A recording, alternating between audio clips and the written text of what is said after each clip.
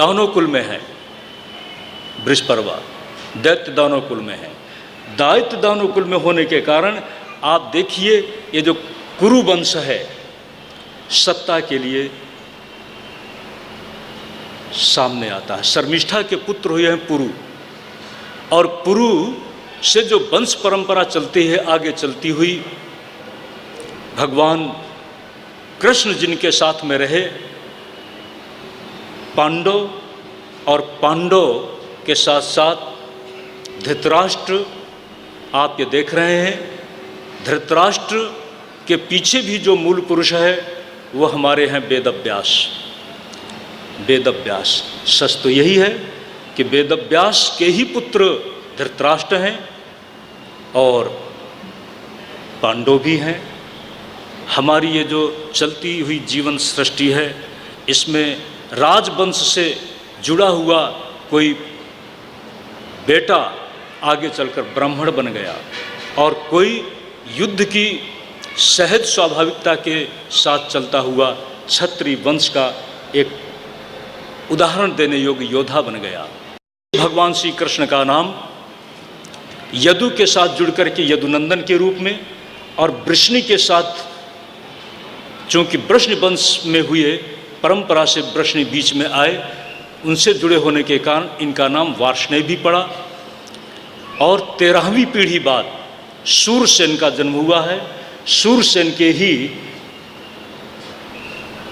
वंश में हमारे वसुदेव जी महाराज, और वसुदेव जी महाराज के साथ आपने देखा है ये सब नज़दीक थे, दूर नज़दीक के थे। उग्रसेन, शूरसेन की ही संतति में वसुदेव जी और कुंती थी। उग्रसेन इनसे थोड़ा सा हट करके एक अलग वंश परंपरा थे। इसीलिए भगवान श्री कृष्ण आगे चलकर राज्य शासन स्वीकार नहीं करते, क्योंकि यदु को जिस समय ययाति ने अपना यौवन देने का प्रस्ताव रखा, यदु ने नकार दिया था।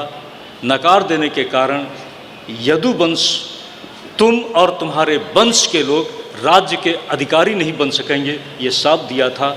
ये इसके पीछे कारण था। भगवान कृष्ण कभी राज्य अधिकार अपने साथ नहीं रखते। उसी वंश परंपरा में चलते चलते आपने देखा है जिस समय पृथ्वी पर महा अत्याचार बढ़ चुका था, जय विजय को सनक सनंदन सनातन सनत कुमार ने 3 पीढ़ी में शाप मुक्त होने का आश्वासन दिया था। तीसरे जन्म में वही शिशुपाल और दंतवक्त्र के रूप में जन्म ले चुके थे, और स्वयं कालनेमी मथुरा की गद्दी में उग्रसेन का पुत्र होकर के बैठा हुआ था। कालनेमी एक ऐसा सेतु है रामायण में। भगवान श्री राम जब लक्ष्मण पर लगी हुई मूर्छा को देख करके विकल हो उठे, तो श्री हनुमान जी सुषेण वैद्य को लाने के लिए प्रस्थान करते हैं, लेकिन बीच में विश्राम के लिए जब ठहरते हैं तो कालनेमी ने धोखा किया था। कालनेमी का मतलब है जो हमेशा धोखा, ऊपर से बहुत अच्छी बातें करे, ऊपर से सुवेश, लेकिन अंदर से कुत्सित मन। कुत्सित मन का ही नाम कालनेमी है। कुत्सित मन, कुत्सित मन का नाम ही कंस है। कंस का मतलब है जो दूसरे के सुख को छीन ले और अपने सुख की चिंता में ही मग्न रहे। जब उसे लगा कि मेरा जीवन खतरे में है तो जड़ के सहित ही उसको नष्ट कर दो, ये कंस की नीति है। कंस का मतलब है जो दूसरे के सुख को हिंसित कर दे। उस कंस की मनोवृत्ति कालनेमी से चली आ रही है। कालनेमी ने देखा था कि श्री हनुमान जी जा रहे हैं सुषेण वैद्य के पास, और पहुंच गए तो संजीवनी आएगी, और संजीवनी के आने के साथ राम के व्यक्तित्व का उत्कर्ष है, राम की जय है। क्योंकि लक्ष्मण के बिना राम कैसे? ध्यान दें, उसी काल नेमी का व्यक्तित्व कंस के रूप में मध्य में है, और वास्तव में भगवान कृष्ण के अवतार से जिनका उद्धार होना है वह है शिशुपाल और दंतवक्त्र। लेकिन पहले उसको खत्म किया जाए जो सीढ़ी में खड़ा है। ऊपर तक बाद में पहुंचना है, पहले सीढ़ी में खड़ा है, द्वार में खड़ा है। कंस द्वार में खड़ा था। तो भगवान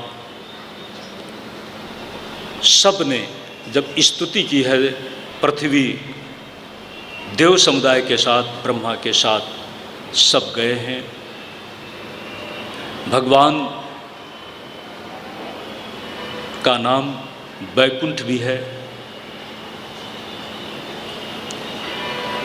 विकुंठा से जन्म लेने के कारण उनका नाम बैकुंठ पड़ा था, और बैकुंठ धाम की रचना उन्होंने की थी।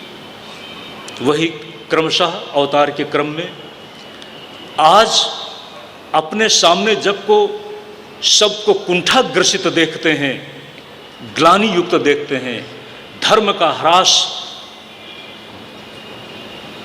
और अधर्म की वृद्धि देखते हैं, तो भगवान का मन द्रवित हो गया, द्रवित हो गया। उन्होंने कहा है मैं आऊंगा। कश्यप की साधना थी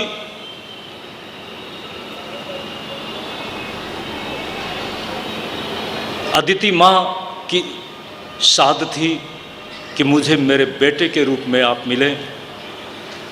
आज उसको ही पूरा करने के लिए मानो भगवान मन बना रहे हैं, मैं आऊंगा।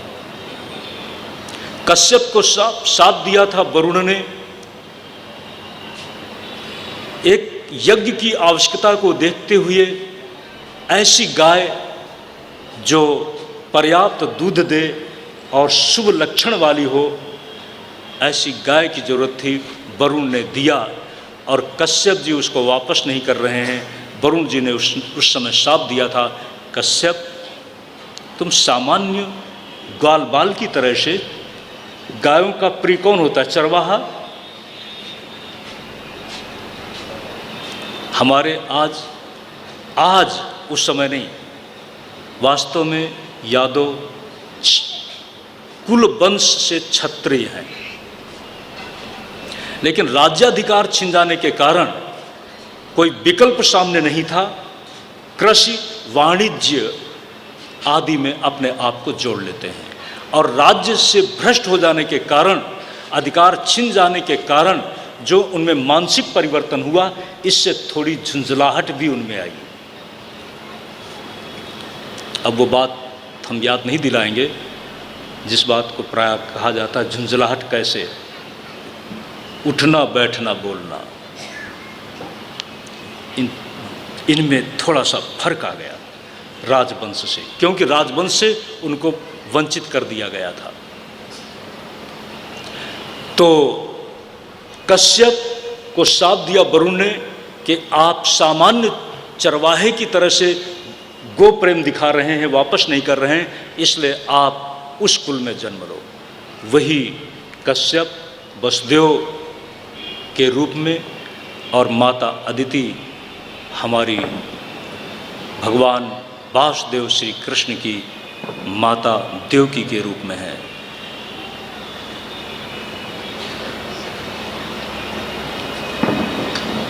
युवा हो जाए बेटी तो शादी की चिंता होती है,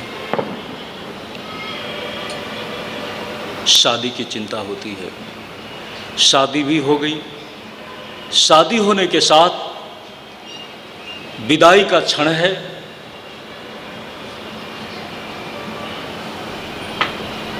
बड़े उत्साह के साथ कोई जा रहा है, लड़की को लेकर के बारात वापस लौट रही है, और दूसरी तरफ जिसकी कन्या है, जिसकी बेटी है, उधर उदासीनता छाई हुई है। इसी बीच एक आकाशवाणी हुई है, और कहते हैं कंस भी उस रथ में विदाई के लिए जुड़ा हुआ था। उस समय एक आकाशवाणी हुई, कंस, तुम जिसको बड़े उत्साह और प्रेम से विदा कर रहे हो, उसी की कोख से तुम्हारी मृत्यु का कारण जन्म लेगा। मृत्यु उसके ही गर्भ से जन्म लेने वाली संतान से होगी, 8वीं संतान से होगी। जिस कंस को हम बता रहे थे, अपनी सुख की चिंता में जो व्यग्र है, जैसे ही उसने सुना देवकी को रथ से खींच करके अपनी कृपाण से खत्म कर देना चाहता है, वसुदेव जी ने वचन दिया, हम वापस ले आएंगे। उस समय कंस छोड़ देता है। लेकिन हमारे देवर्षि नारद कंस के पास जाते हैं, कंस को समझाया, रोकना चाहिए था, लेकिन कंस को समझाया, तुम किस नासमझी में है, क्या भरोसा कि 8वां पहला ही बन जाए, 8वां उसके अंतराल में कौन बन सकता है, क्या भरोसा। एक जैसे मान लो फूल है गोल गोल कमल की पंखुड़ियों वाला, घुमाते हुए बताया कि कौन इसमें पहला हो सकता है। कंस को लगा ठीक। उसी समय कंस और अनाचार की बुद्धि में आता है, अत्याचार की बुद्धि में आता है और वसुदेव देवकी को कैद कर देता है। देखो, देवर्षि नारद इसलिए समझाने नहीं गए थे कि कंस को बड़ी अच्छी बात समझा रहे हैं। बड़ी अच्छी बात कंस का जीना नहीं था, बड़ी अच्छी बात कंस का जीना नहीं था, कंस का मरना था। और कंस तभी मरेगा जब भगवान जल्दी से जल्दी आ जाएं, भगवान जल्दी से जल्दी आ जाएं। इसलिए देवर्षि नारद तो भगवत प्रिय है ना, भगवत प्रिय व्यक्ति भगवान को देखना चाहता है, और भगवान का प्रिय व्यक्ति दूसरों को भी भगवान का दर्शन कराना चाहता है। इसीलिए तो भक्त लोग जिसके सामने देखो कीर्तन करेंगे, नाम का गुंजन करेंगे। यही देवर्षि नारद का लक्ष्य था कि भगवान कैसे जल्दी आए। और जब कंस अपने आप को बचाने के मोह में एक एक देवकी के गर्भ से प्रसूत बच्चे को खत्म करता चला जाता है, भगवान के इस धरती में आने से पहले माया आई है। माया वही तो सबका सम्मोहन करती है। भगवान आज दर्शन दे रहे हैं वसुदेव और देवकी को, मैं तुम्हारे पास आ रहा हूँ, मैं आ रहा हूँ। जिसको पाने की, जिसको देखने की, जिसको बाल रूप से पाने की आपने साधना की थी, आपने वचन लिया था, उस वचन को पूरा करने के लिए मैं तुम्हारे आंगन में आ रहा हूँ। लेकिन अभी वसुदेव के पास घर भी नहीं है। कोई बात नहीं, भगवान ने कहा था मैं जैसे ही आऊँगा, अपना रूप दिखाया। भगवान आने से पहले कौन सा रूप दिखाते हैं, थोड़ा सा आप भी याद कर लें। शशंख चक्रम सकिरीट कुंडलम सपीत वस्त्रम सरसीरुहेक्षणम सहर्वक्षस्थलकौस्तुभश्रियं नमामि विष्णुं शिरसा चतुर्भुजं। भगवान श्री कृष्ण अपने मूल रूप का दर्शन कराते हैं। इसके बाद आपने सुना है माता कौशल्या ने भी इसी तरह से इस रूप को देखा था, और जब भगवान का जन्म हुआ है तो अपने चतुर्भुजी रूप का स्मरण करके एक बच्चे के रूप में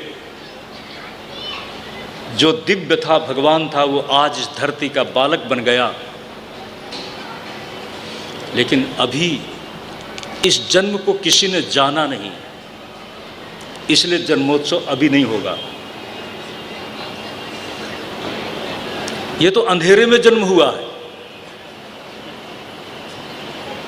किसने कहाँ जाना? सिर्फ देवकी ने और वसुदेव ने जाना, और किसी ने नहीं जाना। सब जब तब जानते हैं जब भगवान की इच्छा के अनुसार, निर्देश के अनुसार वसुदेव जी महाराज उस नवजात भगवान बाल कृष्ण को, नवरूप बाल कृष्ण को सिर में रखे हुए यमुना की तरफ बढ़ते चले जा रहे हैं। भगवान ने कहा था चिंता मत करो, जब तुम मुझको ले जाओगे तो कोई भी जान नहीं सकेगा। ये हथकड़ियाँ, ये बेड़ियाँ अपने आप टूट जाएंगी, ये बंद इतने मजबूत द्वार अपने आप खुल जाएंगे। वसुदेव जी ने देखा सच हो रहा है, आगे बढ़ते जा रहे हैं। यमुना जी ने सोचा बहुत लंबे समय की प्रतीक्षा के बाद आज हमारे प्राण धन